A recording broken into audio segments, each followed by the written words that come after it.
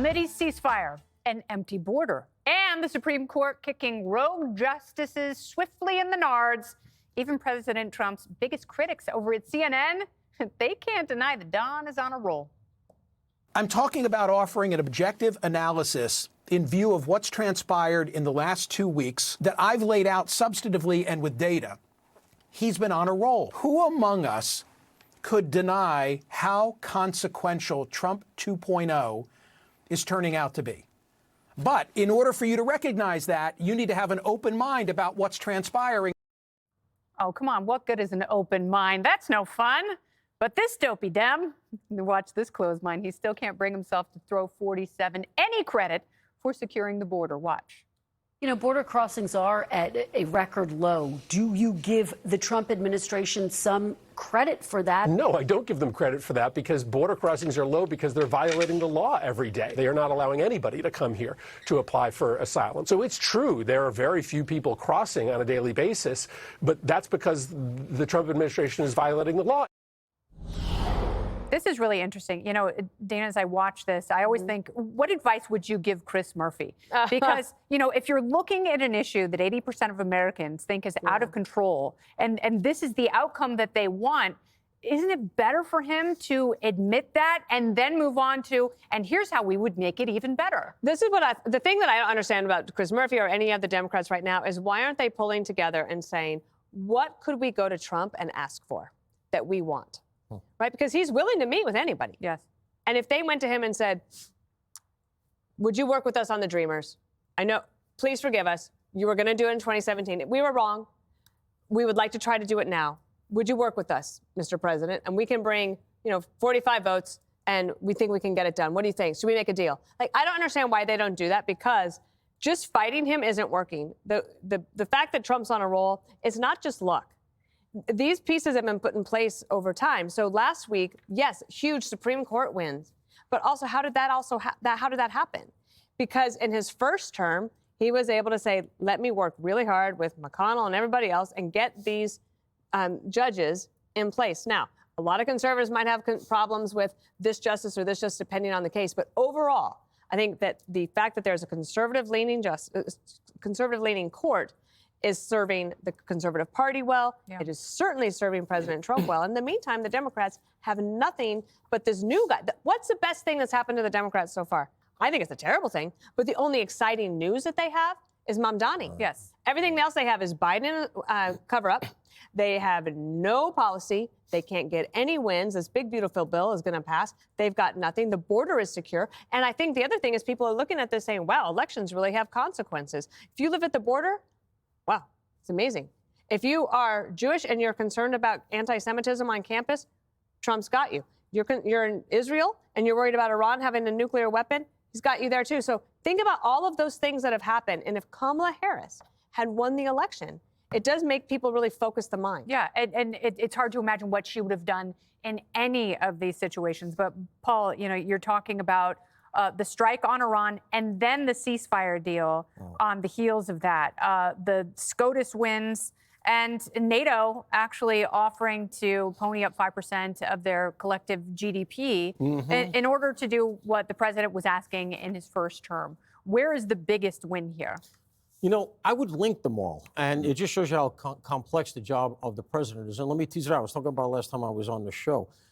He went into the Iran thing knowing that he had the NATO meeting coming up, right? So if you're sitting where he is, he's got to say to himself two things that I'm really at risk here with the Iran strike. First of all, I can't have a B-2 with some of our most sensitive technology go down inside Iran, because the next day North Korea, China, and Russia have that technology. That's the big risk.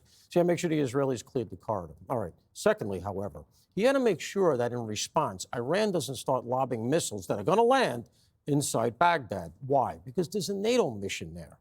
NMI, the NATO mission to Iraq, is still there. So if he has to go into The Hague and have a meeting with all of NATO and has to spend all his time trying to justify why there are dead British, German, French, Dutch soldiers, etc., you have a very different kettle of fish. So, look, the old saying of fortune favors the bold really comes home here. Give him his due, man. One thing about Donald Trump, he's got stones. He put it on the line here, and he said, we're going to hit this place. Then I'm going to go into NATO, and I'm going to say I want the 5%. Now, we should tease it out. 1.5 of that is stuff they should be doing anyway, cyber infrastructure, et cetera.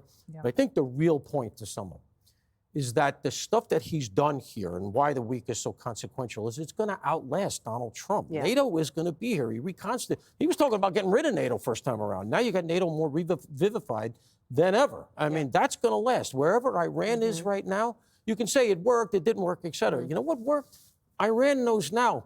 We can come again, guys. Right. We got those planes. We got a few more of these bunker busters. So this stuff outlasts him. That's why it's a big win. That's why they won't give him any credit. So is this luck? All of these things lining up at the same time in the same week to the point where CNN and NPR have to extol the virtues of these wins? I'm glad you asked that, Thank Tiffany. you.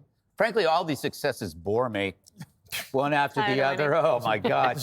But, we've all been to magic shows as kids, at birthdays, hundreds of magic shows. So when we see a guy show up with a top hat, chances are a rabbit's going to come out of it. When a magician saws a woman in half, you're not going to call 911. Just wait a minute. She's going to come back together.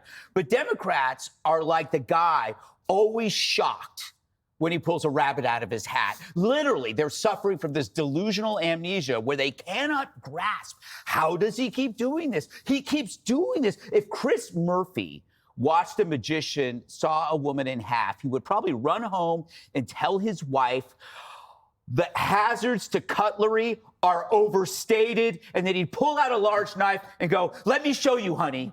That is how stupid they are.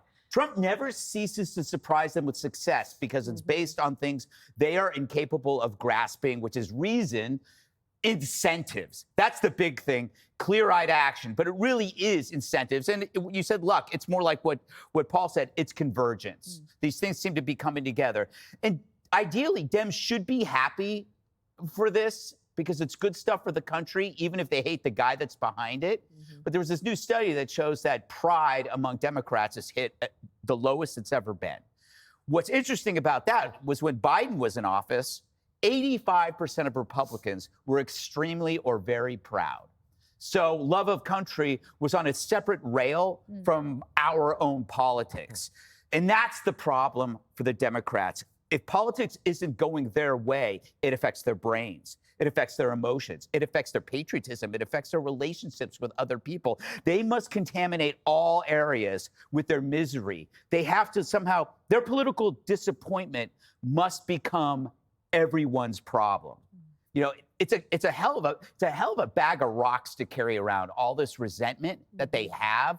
If they just took it off their shoulder and put it down, they'd probably feel a lot better and thank me later. Well, Harold, I would like to thank you later because I think you could take some of Dana's advice and apply it to the next presidential election. Because if the next person who starts to move up the field with the Democrats is someone who doesn't necessarily talk like a Democrat and is focusing on 80-20 issues, don't you think we'd see more success and unity in the country? We would. We'd also, as an extension of that, I think Democrats, you have to be willing to call balls and strikes. Paul, I think you said it well, and I think everybody has, and Dana, the way you open the segment. If you can't give someone success for devastating the terrorist proxies in the Middle East, if you can't give one some success for setting back or putting in demise a nuclear program, we knew the ambition was to hurt Israel, to destroy Israel and destroy us. I think it makes us lack credibility when we actually have really good answers on other things. I think during the last 4 years when President Biden was in office, the fact that we couldn't talk honestly about the border and admit that there were real challenges there and real problems there, I think it distracted from some of our other answers. And when we couldn't say that little boys shouldn't be playing a little girl's sports, it really damaged us with female voters and, for that matter, male voters across the country. We don't like the big, beautiful bill. Democrats didn't offer something different. I've said around the table, why not just offer the first $50K in income, no taxes, the first $50K for businesses, no taxes, the Trump accounts, the baby accounts. I was actually part of that in Congress 20 years ago, introducing that to give every young person, every newborn, an opportunity to be invested in the economy and give them a little more if they don't commit a crime. If they go to college, be it a 2-year college or a 4-year college. If we don't offer innovation and ideas, we're going to lose. I give President Trump credit. You got NATO to get 5%. You attacked that mountain and retarded and set back their nuclear ambitions, and you have these proxies devastated. And I got to give you credit. You said you get something done on the board, and you have. Democrats talk about the hierarchy of deportations. That's where the country and that's where the division is. But if all we do is say no, no, no, and he sucks, we're going to be the ones that are penalized for Remember, it. but Barack Obama attacked the program as well through Stuxnet. And everybody took an enormous victory lap. It was the greatest thing since canned beer. And you know what? You can never ascertain. Did it work? Did it not work? We know this worked to a certain extent. I wouldn't go overboard Those with the people- canned beer thing. I think. Well, Even Hillary wanted to bomb Iran, as it were. Up next, President Trump is naming names on President AutoPen. Stick around. Click here to subscribe to the Fox News YouTube page to catch our hottest interviews and most compelling analysis. You won't get it anywhere else.